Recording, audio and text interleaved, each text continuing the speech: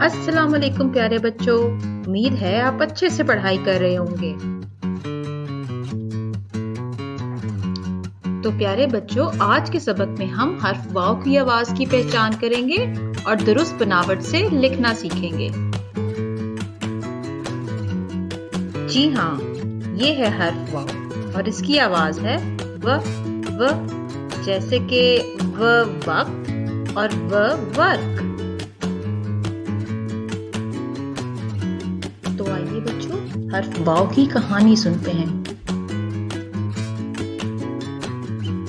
वकार और फवाद के वालिद अनवर साहब को नई नई जगह देखने का बहुत शौक था। वो ना सिर्फ अपने वतन पाकिस्तान की एक एक वादी देख चुके थे, बल्कि दूसरे मुल्कों की सैर भी करते रहते थे।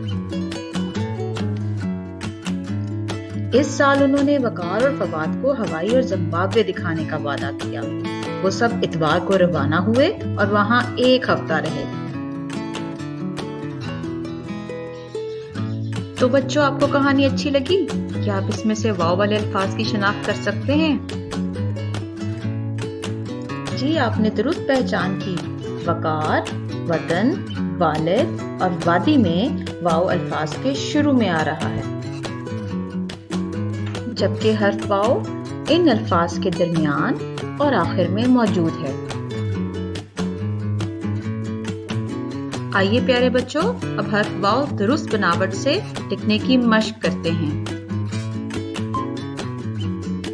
वाव लिखने के लिए वाव का गोल हिस्सा सतर से थोड़ा ऊपर लिखिए। उसको गोल घुमाते हुए सतर से थोड़ा नीचे लेके आइए।